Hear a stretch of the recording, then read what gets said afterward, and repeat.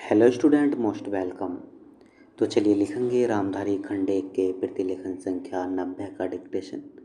Dictation लिखने से पहले इसमें आने वाले कुछ हार्ड वर्ड और वाक्यांश की आउटलाइनों पर एक नज़र डालते हैं। यदि आपको इसका पीडीएफ चाहिए तो आप हमारे टेलीग्राम चैनल शॉर्टहैंड विद विवेक से इसका पीडीएफ भी डाउनलोड कर सकते हैं। टेलीग्राम चैनल तक पहुंचने के लिए इस वीडियो के डिस्क्रिप्शन में लिंक दिया है, या आप टेलीग्राम पर सर्च करेंगे shorthand with Vivek without space तो आपको आसानी से मिल जाएगा। इसके डिक्टेशन की स्पीड लगभग 80 से 90 शब्द पर मिनट तक रह सकती है।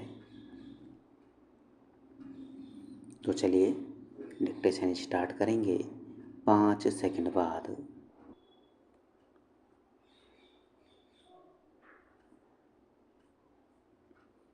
अध्यक्ष महोदय, वह हिम्मत करे जिससे देश में ज़मीन जोतने वाले को मिले और जो मेहनत नहीं करते उनसे ज़मीन लेकर उसका बंटवारा कर दिया जाए।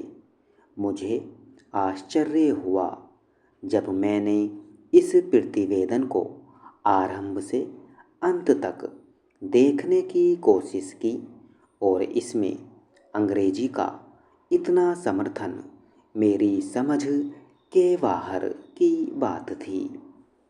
अंग्रेजी के समर्थन के साथ रोमन लिपि तक का समर्थन किया गया है।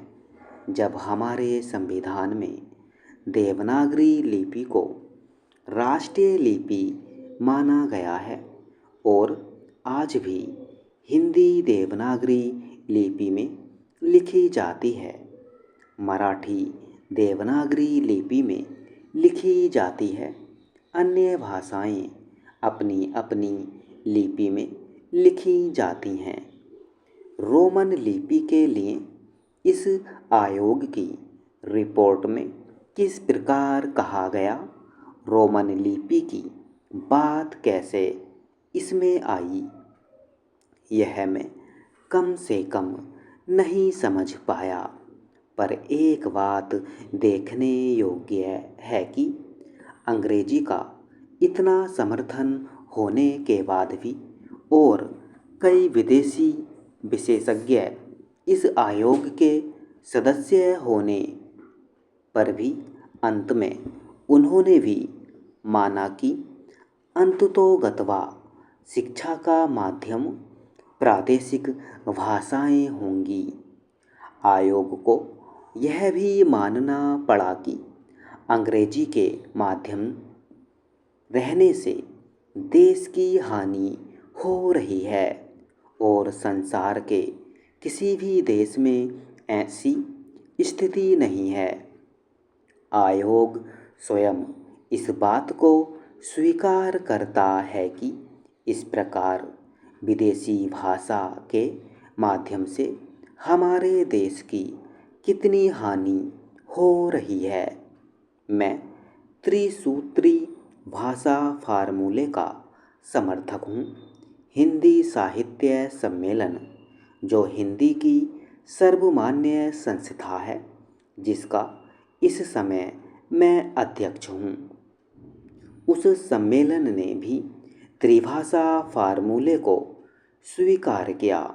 यद्यपि हम यह उचित समझते थे कि द्विभाषा फार्मूला रहता, एक मातृभाषा और दूसरी राष्ट्रभाषा, लेकिन हमें इस बात का भय था कि यदि द्विभाषा फार्मूला रहेगा तो मातृभाषा और अंग्रेजी रहेगी।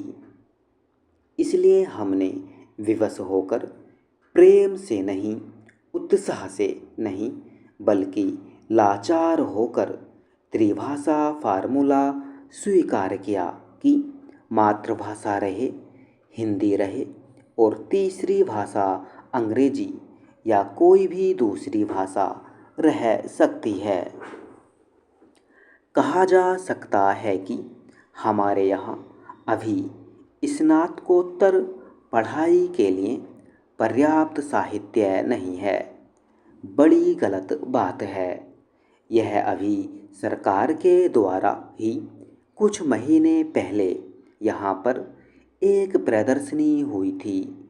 उस प्रदर्शनी से यह बात स्पष्ट है कि हमारे यहाँ पर वैज्ञानिक और शास्त्रीय विषयों पर भी कम से कम हिंदी में पर्याप्त पुस्तकें हैं। स्टॉप।